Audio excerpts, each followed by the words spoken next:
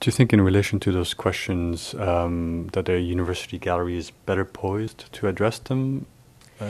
Oh, the exciting thing is that the university gallery allows that to happen. I mean, the university galleries. There's been a lot of interest in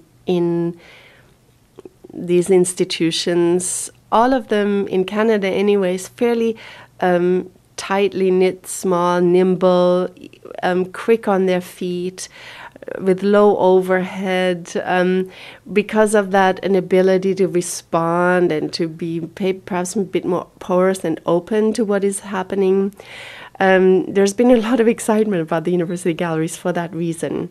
I think institutionally, they're just not so heavy handed and or so overweighted that they can be a part of the present in a way, and an exploration of the present, and of course facilitate it, hopefully.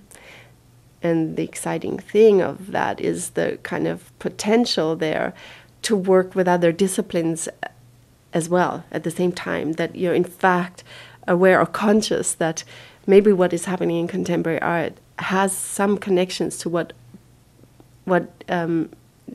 happens in other disciplines, or what people are thinking of, or what is being what people are thinking through at various moments, whether it's on certain subjects, whether they're in fact related in an interdisciplinary way, which is not always necessarily the case, or not necessarily always strong, but it's the potential of that the university galleries have at their doorsteps, and have as a type, because of the type of institution that they are. I think being small and nimble has a lot to do with it.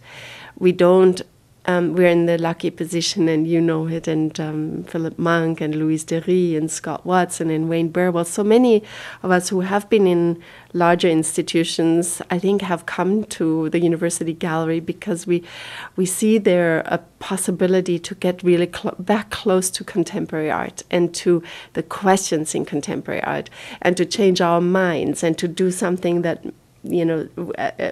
that is only possible because we can change our mind, or we can look at this now and maybe tomorrow we're going to look at something else because it's become more burning or urgent, or we see something happen that needs to become visible somehow, and where there is really sort of kind of thought in process, curatorial thought in process that is really possible for a number of individual curators. Michel Thériault is another one. So they're in a large institution, the politics of exhibition and exhibition making have really different pressures to cope with, or to deal with, or to address. One, dependence on audience and gate income is very real.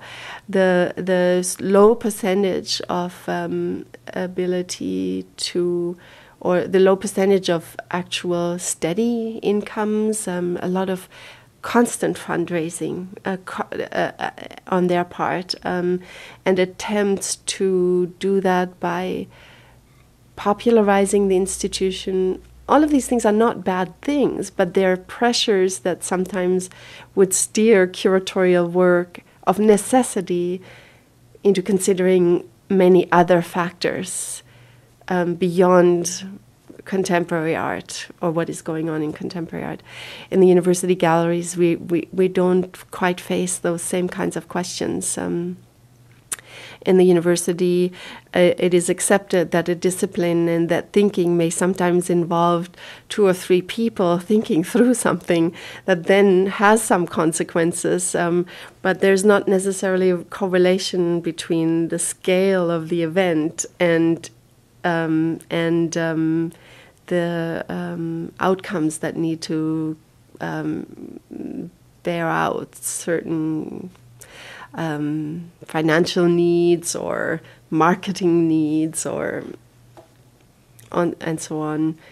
So I think, university galleries in Canada, there seems to be definitely a renaissance that has been building for the last, I'd say for sure, in a really strong way since for about 5, 6, 7, maybe longer years now.